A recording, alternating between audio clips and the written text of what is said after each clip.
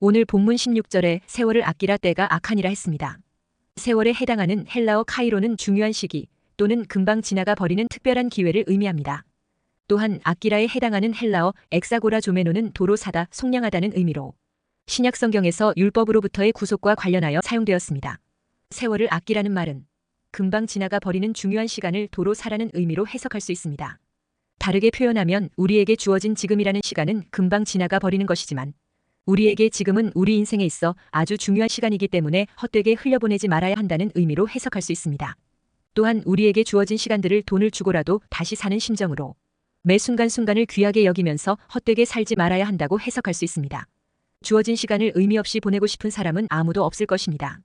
내게 주어진 하루하루를 소중하게 여기며 살아가는 것이 하나님의 자녀들의 삶의 자세라고 할 수 있습니다. 그러면 우리가 어떻게 살아가는 것이 세월을 아끼는 것, 즉 지금 나에게 주어진 하루하루를 귀하게 여기며 살아가는 것일까요?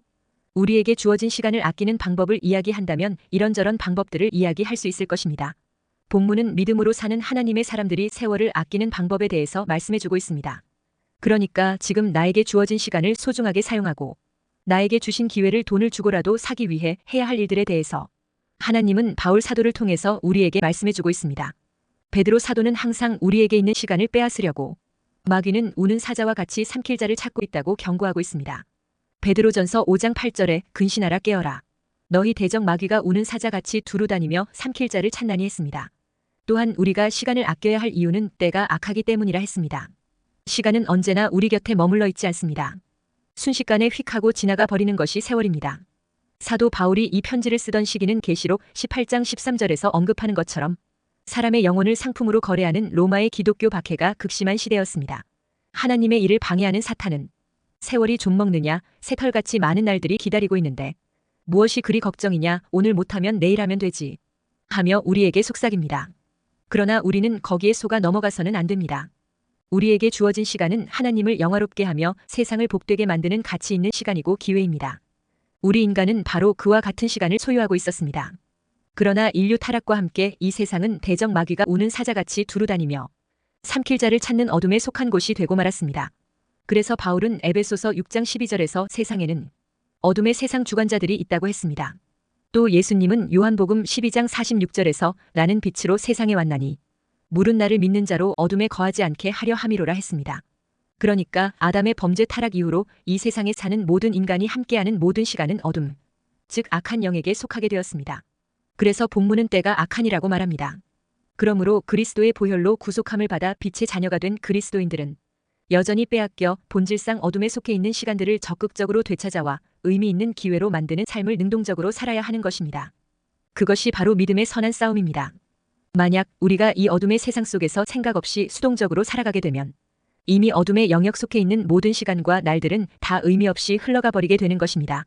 그러므로 그리스도 안에서 그리스도를 위해 사용되는 시간만이 의미 있는 시간이 될 수 있습니다.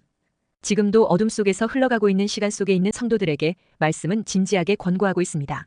빼앗겨 어둠에 속해 있는 시간들을 되찾아와서 의미 있는 삶을 살아내라고 합니다. 독일의 시인 F. 실러는 시간을 세 가지로 표현하고 있습니다. 먼저 미래는 주저하면서 다가오고 있고 또한 현재는 화살처럼 날아가고 있고 그리고 과거는 영원히 정지하지 않고 서 있다고 했습니다. 그러면 왜 세월을 아껴야 합니까? 그 이유는 세월이 너무 빨리 가기 때문입니다. 그리고 세월은 다시 되돌릴 수 없기 때문입니다. 지나가버린 세월을 다시 살아갈 수는 없습니다. 그러면 저와 여러분은 주어진 세월을 어떻게 사용해야 할까요? 세월을 아껴서 무엇을 해야 할까요? 세월을 아무렇게나 살며 허비하고 싶은 분은 없을 것입니다. 누구에게나 자신의 인생은 소중합니다. 그렇다면 분명히 알아둘 것이 있습니다.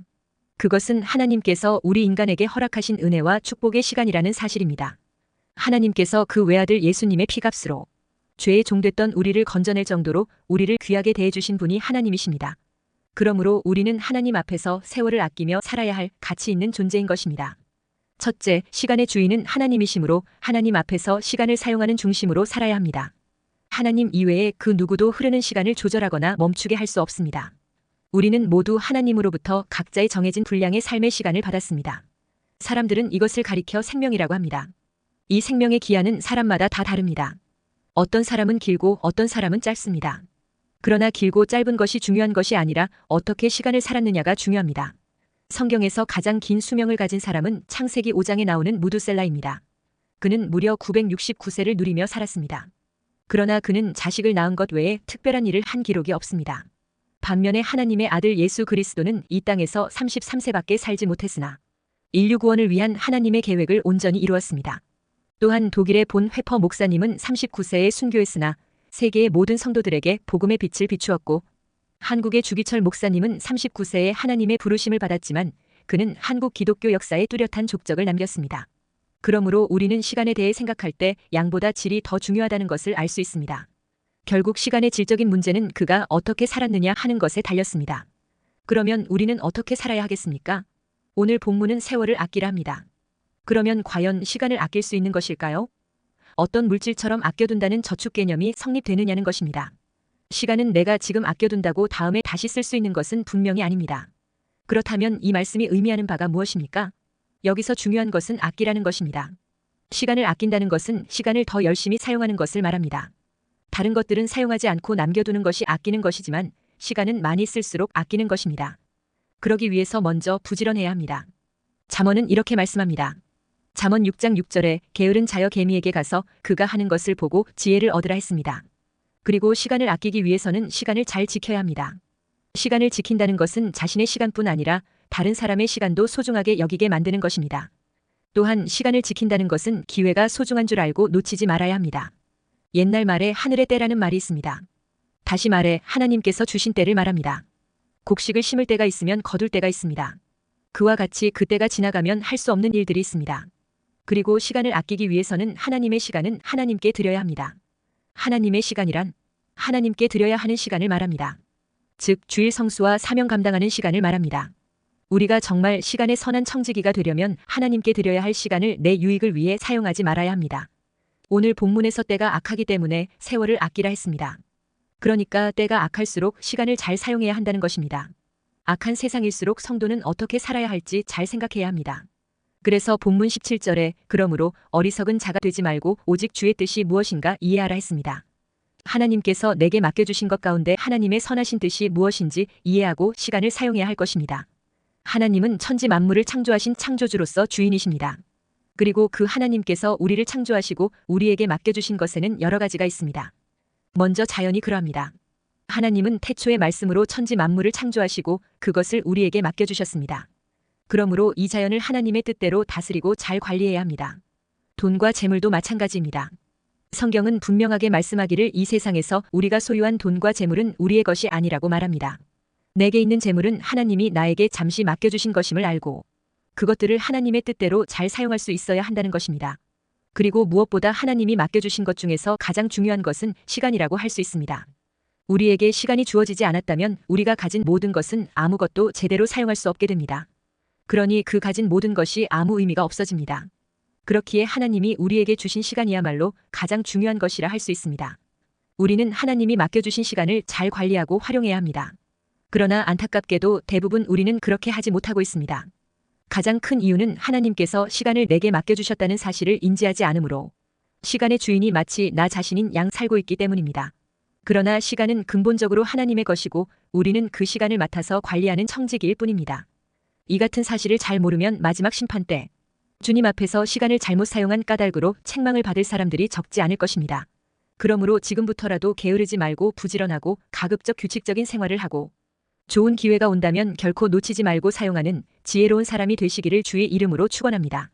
둘째, 세월을 아끼기 위해서는 지혜 있는 자 같이 하여 행해야 됩니다. 본문 15, 16절에 그런즉 너희가 어떻게 행할지를 자세히 주의하여 지혜 없는 자 같이 하지 말고 오직 지혜 있는 자 같이 하여 세월을 아끼라. 때가 악하니라 했습니다. 바울은 우리가 시간을 아끼는 자로 살기 위해서는 어떻게 행할지를 자세히 주의하여 지혜 없는 자 같이 하지 말고 오직 지혜 있는 자 같이 하라고 했습니다. 그리하여 어리석은 자가 되지 말고 오직 주의 뜻이 무엇인가 이해하라고 했습니다. 우리가 세상을 살아가는 모습은 지혜롭지 않고 어리석은 모습으로 살아갈 때가 많습니다. 과학기술의 발전이 오히려 사람을 지혜롭게 하지 못하게 방해하기 때문입니다. 과학으로 지식은 축적되어 가지만 사람들은 점점 어리석게 되어가는 것을 볼 때 과학의 한계를 깨닫게 됩니다. 과학 지식과 기술은 발전했는데 왜 사람들은 어리석은 삶을 살아가는 것입니까? 그 이유는 단 하나 하나님을 부인하기 때문입니다. 욥기 28장 28절에 또 사람에게 말씀하셨도다. 보라, 주를 경외함이 지혜요 악을 떠남이 명철이니라 했습니다. 그렇기 때문에 어리석은 자는 하나님을 부인하는 자입니다. 시편 14편 1절에 어리석은 자는 그 마음에 이르기를 하나님이 없다 하도다. 저희는 부패하고 소행이 가증하여 선을 행하는 자가 없도다 했습니다. 그런데 왜 많은 사람들이 그 마음에 하나님이 없다고 하는 것일까요? 그것은 사람이 이 세상에 태어나는 순간 어리석은 자로 태어나기 때문입니다. 아담의 부패 타락의 영향으로 인생은 태어날 때부터 그 마음과 영에 어둠이 임하여 미련한 것에 오염되어 있는 것입니다. 그래서 잠언 22장 15절에 아이의 마음에는 미련한 것이 얽혔으나 징계하는 채찍이 이를 멀리 쫓아내리라 했습니다. 이렇게 죄와 허물로 타락한 인간은 그 본성에 미련함이 들어와 있는 것입니다. 그러니까 사람은 어릴 때부터 마음에 미련한 것이 얽혀 있다는 것입니다. 사람의 관점에서 어리석은 자란 책임지는 행동을 하지 않거나 미성숙한 모습을 보이는 자들을 주로 지칭합니다. 그러나 성경적인 관점에서 어리석은 자는 하나님을 떠나 살아가는 자들을 의미합니다. 그러므로 잠언 12장 15절에 미련한 자는 자기 행위를 바른 줄로 여기나 지혜로운 자는 권고를 듣느니라 했습니다. 하나님을 부인하는 자는 자신이 중심이 되어 있기 때문에 자신의 행위를 바른 줄로 여깁니다. 그러니까 자신이 삶에서 옳고 그름을 판단하려고 하는 재판관이 되어 살아가는 것입니다. 그러나 지혜로운 사람은 그렇게 하지 않습니다. 지혜로운 자는 하나님의 뜻 가운데 행하려 합니다. 에베소서 5장 15절에 그런즉 너희가 어떻게 행할지를 자세히 주의하여 지혜 없는 자같이 하지 말고 오직 지혜 있는 자같이 하여 했습니다. 우리가 어리석음을 버리고 지혜를 얻을 수 있는 길이 무엇입니까? 그것은 지혜의 근원이 되는 하나님 말씀을 가까이 하는 것입니다. 3장 15절에 또 내가 어려서부터 성경을 알았나니 성경은 능히 너로 하여금 그리스도 예수 안에 있는 믿음으로 말미암아 구원에 이르는 지혜가 있게 하느니라 했습니다. 지혜는 하나님에게 있습니다. 그러므로 우리가 하나님의 말씀을 아는 지식을 가질 때 지혜가 오는 것입니다. 그리고 성경은 모든 믿는 자에게 구원에 이르게 하는 지혜를 줍니다. 사람이 어리석음에서 벗어나는 유일한 길은 하나님의 말씀을 통하여 구원을 받아 지혜의 원천이 되시는 하나님의 자녀가 되는 것입니다. 하나님 자녀는 하나님의 말씀을 배워서 삶에 적용하며 살아가는 자입니다. 그래서 디모데후서 3장 14절에 그러나 너는 배우고 확신한 일에 거하라. 내가 뉘게서 배운 것을 알며 했습니다. 성경은 우리에게 중요한 두 가지를 알려줍니다. 하나는 구원에 이르는 길이고 또 하나는 구원받은 자가 어떻게 살아가느냐 하는 것입니다. 사도 바울은 아직 어두움 가운데 있는 자들이 그리스도의 비친 복음을 듣고 잠에서 깨어 일어나라고 권면했습니다. 에베소서 5장 14절에 그러므로 이르시기를 잠자는 자여 깨어서 죽은 자들 가운데서 일어나라. 그리스도께서 내게 비추시리라 하셨느니라 했습니다. 그리고 이제 잠에서 깨어나 일어난 자들은 이제 지혜롭게 행하는 것을 배워야 한다고 했습니다. 그래서 에베소서 5장 15절에 그런즉 너희가 어떻게 행할지를 자세히 주의하여 지혜 없는 자같이 하지 말고 오직 지혜 있는 자같이 하여 했습니다. 그러므로 구원받은 우리는 이제 이전의 미련함을 벗어버려야 합니다. 이전에 우리는 디도서 3장 3절에 우리도 전에는 어리석은 자요 순종하지 아니한 자요 속은 자요 여러 가지 정욕과 행락의 종노릇한 자요 악독과 투기를 일삼은 자요 가증스러운 자요 피차 미워한 자였으나 했습니다. 그러므로 전에 하나님께 순종하지 않고 정욕의 종노릇하며 악독과 투기로 지내며 서로 미워하는 삶을 살았던 것을 청산해야 합니다. 그리고 이제 하나님이 말씀을 통해 주시는 새로운 지혜의 삶을 살아가게 되시기를 주의 이름으로 축원합니다. 셋째, 세월을 아끼는 지혜로운 자의 삶을 위해 성령께 이끌리는 삶을 살아야 합니다. 오늘 본문 17절에 그러므로 어리석은 자가 되지 말고 오직 주의 뜻이 무엇인가 이해하라 했습니다. 세월을 아끼는 자가 되려면 어리석은 자가 되지 말고 하나님의 선하신 뜻이 무엇인가 이해하라는 것입니다. 하나님의 선하신 뜻이 무엇인지 잘 이해하려면 말씀 붙잡고 기도하는 가운데 성령님께 이끌리는 삶을 살아야 합니다. 성령님은 우리를 하나님이 거하시는 성전으로 삼으시고 하나님이 계획하신 대로 사용하시기를 원하십니다. 여기서 우리가 성령의 감동과 감화에 따라 순종하느냐 하는 것이 관건입니다. 우리가 할 수 없다고 선을 긋는 것은 단지 육신의 한계일 뿐입니다. 우리가 비록 부족하지만 성령의 감동과 감화에 순종할 때 우리는 담대함과 함께 능력 있는 삶을 살게 되는 것입니다. 그러므로 우리가 주의 뜻이 무엇인가 이해하는 자가 되려면 오직 성령의 충만함을 받아야 합니다. 성령 충만을 받아야 성령에 이끌리는 삶을 살 수 있기 때문입니다. 만약 우리가 성령에 이끌리는 삶을 살게 되면 열매 맺는 삶을 살 수 있습니다. 마가복음 4장 28절에 땅이 스스로 열매를 맺되 처음에는 싹이요 다음에는 이삭이요 그 다음에는 이삭의 충실한 곡식이라 했습니다. 우리의 믿음 생활에서 신앙의 뿌리가 중요한 것은 사실입니다. 그러나 신앙의 뿌리보다 어떤 면에서는 열매가 더 중요합니다. 만약 우리가 열심히 무엇인가를 했는데 아무런 열매를 거두지 못했다고 한다면 그것은 실패한 것입니다. 우리가 주의 일을 열심히 하는 것도 중요하지만 좋은 열매, 많은 열매를 맺는 것이 더 중요하다는 것입니다. 그래서 예수님은 제자들에게 열매의 중요성을 강조했습니다. 요한복음 4장 34절에서 36절에 예수께서 이르시되 나의 양식은 나를 보내신 이의 뜻을 행하며 그의 일을 온전히 이루는 이것이니라. 너희는 넉 달이 지나야 추수할 때가 이르겠다 하지 아니하느냐? 그러나 나는 너희에게 이르노니 너희 눈을 들어 밭을 보라 희어져 추수하게 되었도다. 거두는 자가 이미 삭도 받고 영생에 이르는 열매를 모으나니 이는 뿌리는 자와 거두는 자가 함께 즐거워하게 하려 함이라 했습니다. 예수님은 제자들에게 하나님의 뜻을 이루는 것이 중요하다는 사실을 말씀했습니다. 이어서 영생에 이르는 열매가 최종적인 목적임을 강조하고 있습니다. 뿌리는 즐거움과 거두는 즐거움의 결과는 열매에 있습니다. 씨를 뿌리는 농부는 열매를 생각하면서 즐겁게 뿌리는 것입니다. 타작하는 농부도 열매를 모으는 즐거움으로 즐겁게 타작하는 것입니다. 예수님께서 제자들을 선택하신 목적도 열매를 맺기 위함이라는 것입니다. 요한복음 15장 16절에 너희가 나를 택한 것이 아니요 내가 너희를 택하여 세웠나니 이는 너희로 가서 열매를 맺게 하고 또 너희 열매가 항상 있게 하여 내 이름으로 아버지께 무엇을 구하든지 다 받게 하려 함이라 했습니다. 하나님이 우리를 선택하신 목적이 있다는 것입니다. 그러므로 우리가 하나님께 선택받은 사실에만 감사하는 수준에 머물러 있어서는 안 됩니다. 하나님께서 나를 선택하신 목적을 알아야 합니다. 하나님께서 나를 선택하신 목적은 열매를 맺는 데 있습니다. 요한복음 15장 8절 9절에 너희가 열매를 많이 맺으면 내 아버지께서 영광을 받으실 것이요 너희는 내 제자가 되리라. 아버지께서 나를 사랑하신 것 같이 나도 너희를 사랑하였으니 나의 사랑 안에 거하라 했습니다. 그런데 여기서 열매란 단순한 실적이나 좋은 결과만을 의미하는 것이 아닙니다. 하나님께서는 우리가 항상 열매를 맺기를 원하시는데 그것은 바로 사랑의 열매입니다. 하나님은 우리가 어떠한 상황 가운데서도 사랑의 열매를 맺는 자 되기를 원하시는 것입니다. 그러므로 우리의 수고와 희생은 모두 하나님 사랑과 이웃 사랑 때문에 나온 것이라야 한다는 것입니다. 예수님의 십자가 희생도 우리를 죄와 저주에서 건져내는 것인데 우리를 사랑하시기 때문에 맺히는 열매인 것입니다. 하나님은 우리도 예수님처럼 열매 맺는 자가 되기를 원하십니다. 마태복음 18장 18절에서 20절에 진실로 너희에게 이르노니 무엇이든지 너희가 땅에서 매면 하늘에서도 매일 것이요 무엇이든지 땅에서 풀면 하늘에서도 풀리리라. 진실로 다시 너희에게 이르노니 너희 중에 두 사람이 땅에서 합심하여 무엇이든지 구하면 하늘에 계신 내 아버지께서 그들을 위하여 이루게 하시리라. 두세 사람이 내 이름으로 모인 곳에는 나도 그들 중에 있느니라 했습니다.